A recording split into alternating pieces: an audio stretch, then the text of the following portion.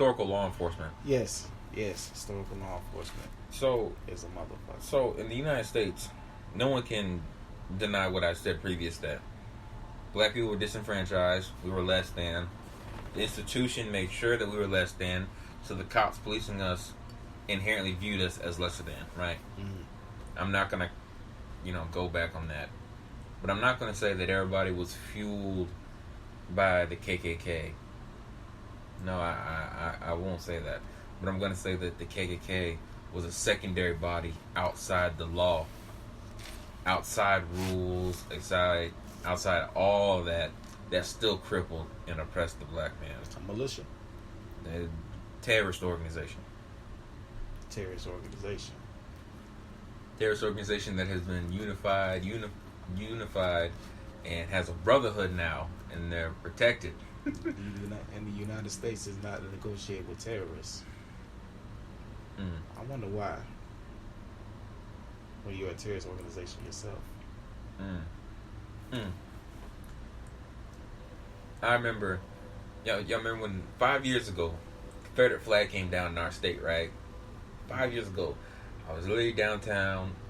I watched that flag come down. It's a proud moment for our state. It was one thing I appreciate about Nikki Haley and how she went about things. You said appreciate it for Nikki Haley? Yes, I'm gonna say appreciate it, especially. Why did you say appreciate it? I couldn't stand her. I understand. Nikki Haley has no love for me. Zero. My discipline is history and international affairs. So even though I may not have agreed with Nikki Haley politically, even if I did not vote for her, I still will say that when it counted, when all 49 states were looking at our 50 state, South Carolina, what are you gonna do because this happened? Right.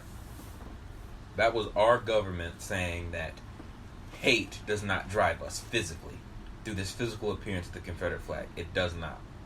So the fact that our state legislators, our state senators, our state congressmen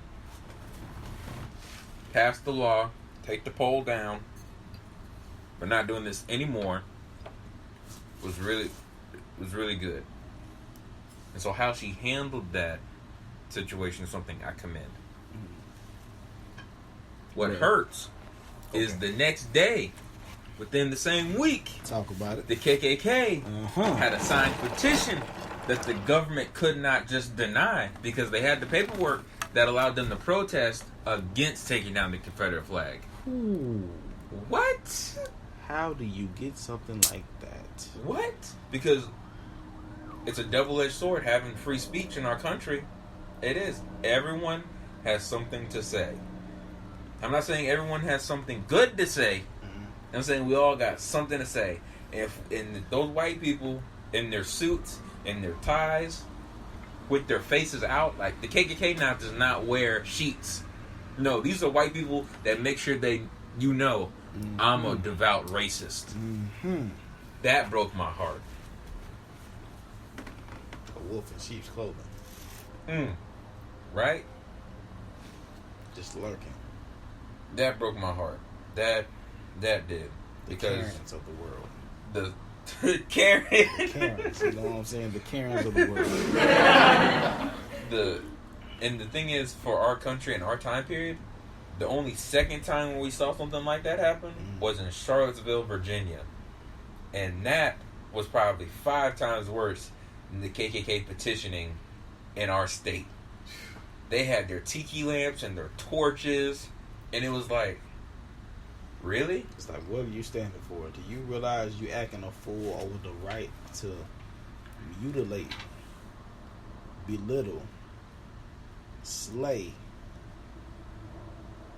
just straight up, just I don't understand. You fighting for the right to be fucked up people.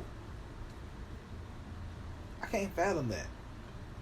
That's something that's truly evil. And I'm gonna say something else too, because of course, as black people like to say, this country was built on our backs. But if you're put yourself in the mind of just a sick person, an evil person,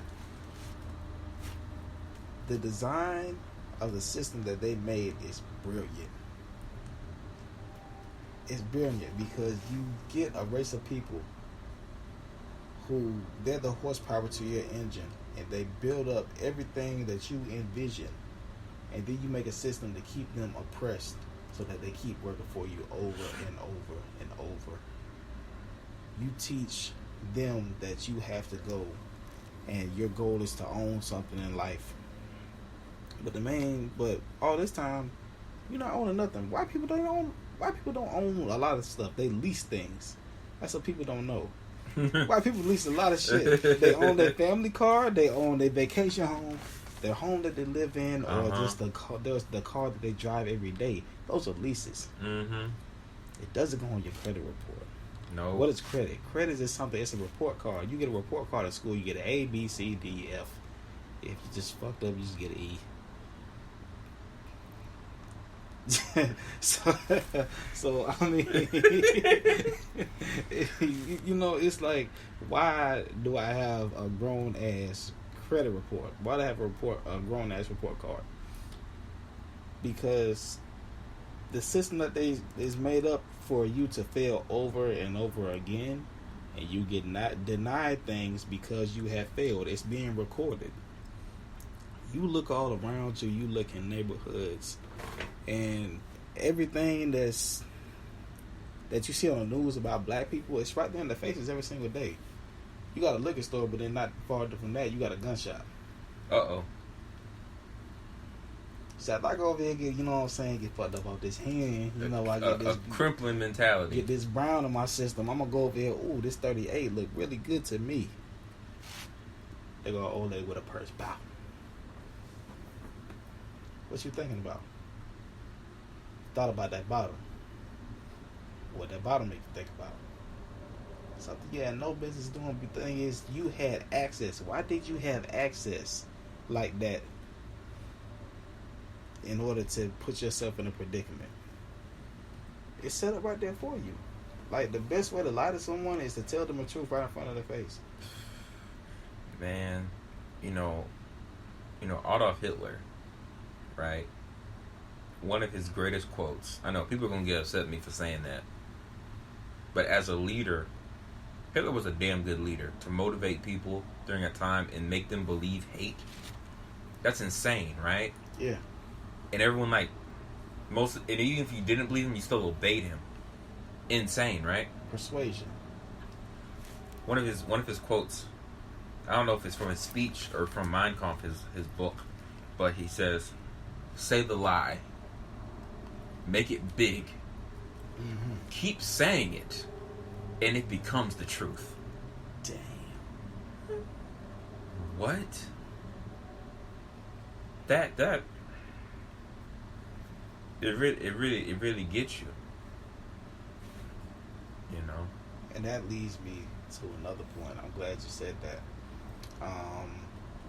This is something that I see most commonly when I'm looking on social media: Instagram, Twitter, Snapchat, Facebook. And just even the concept that's even started way back when. Black people, when they say, "I'm not praying to no white, blonde-haired, blue-eyed Jesus." Who told you that he was white? Who said it? Who told you that he was white? Because the painting? Right? Honestly. I mean... The Bible says, one of the 10 Commandments says, "You shall not create a graven image in my name." Which means no one is supposed to be able to see what I look like. Nobody. And here's some white people to say, this blonde hair, blue-eyed Jesus, that's what he looked like. And you sitting here believing that BS. So they setting you up again. The design is beautiful. I said, if you're a sick person, they setting you up to believe again in some way, shape, or form to damn yourself. Like, honestly, if you're a sick person, it's brilliant. Like, why would you sit there and believe that this is what it is just because they say so? It tells you in the book, hair like wool, skin like copper, bronze. I mean, come on. Everything about the Testament of God and the Bible is like, okay, where do all these people come from?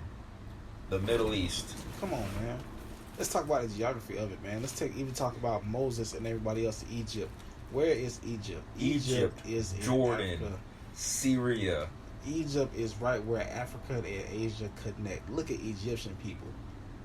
Look at the eyes, but look at the skin color. Mm-hmm. Come on, man. You don't tell me that doesn't mix. Come on now. I read the Bible, Kendall, and it said that I read it and it says the Bible says, and Miriam, Moses' sister, did not like his wife because she was Ethiopian. Man, look, and you look on ABC, the Ten Commandments, and Moses, everybody else is like, get the fuck. Get out of here, man.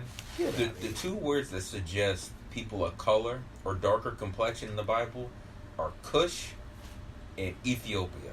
Those two words literally have translated to mean like black or darker complexion. Or some serious gas. Like, are you kidding me? Yeah. Everyone, the first white people they met was like Roman, and even the Romans weren't inherently like dark skinned people. Exactly. Be good. Bad muffler. That's something that's like, and I understand that deep down inside, across cultures all over the world, we want God to look like us.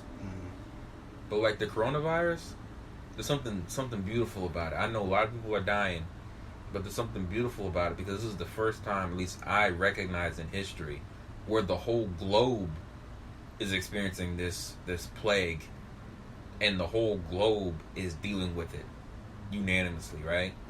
And you take that, right, and you see all the deaths we're exposed to, and you see how the world has been protesting the death of George Floyd. Like, there are people in New Zealand saying American black people need justice. Dog, I went on the game today. I'm playing Call of Duty. It says Black Lives Matter. I'm like, huh? On the video game? On the video game? Yes, on the video game. Damn. You go to start, you want to play online, it says Black Lives Matter. This is my problem. Why did it take so long? Why now? Why did it have to be one more person to go? This is just what we know about now. Like, this is just what's broadcast nationally.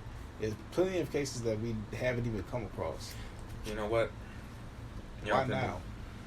I'm religious, alright? The book tells us that the Hebrews were enslaved by the Egyptians for 400 years. Okay? And when they came out of Egypt, they were wandering in the wilderness for 4 generations. Right? So let's just say that's 40 more years. So now we got 440 years of an oppression of people, right? And even after that, they had to subdue the promised land, the land of milk and honey that God said you're going to have. And I know that in our generation, we expect immediacy and things to happen instantly because of social media and technology. But it's a process, unfortunately. So you look at 400 years, modern history, 400 years of African slavery. Now, I don't mean 400 years along the whole American coast. I mean from the top of Canada down to Chile and Argentina. We got slavery, right? 400 years. Then we have 100 years in America of Jim Crow and further oppression. So now we have 500. And then 1960 happens. We have the right to vote. We desegregate schools. We have not proper education, but bettered education.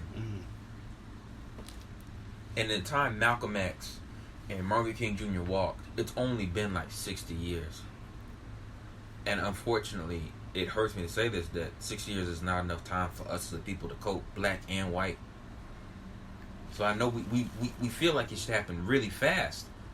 But the Bible tells us that we also have to abide by time, unfortunately. Isn't that something that it's only been about 60, 70 years ago that all of that went down? That ain't even been 100 yet, right? It hasn't even been 100 years yet. Like, we sit here just, people just think everything is going okay.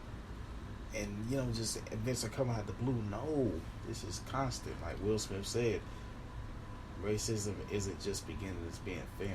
Yeah. Body cameras for police officers are supposed to pipe down on injustice. And we see, like, it either has stayed the same, if not increased. Right. And that's just heinous, too, because they know they're being recorded. And they still don't give a damn. Still don't care. Still don't. So what does that tell you? What does that tell you? Why does he get to live.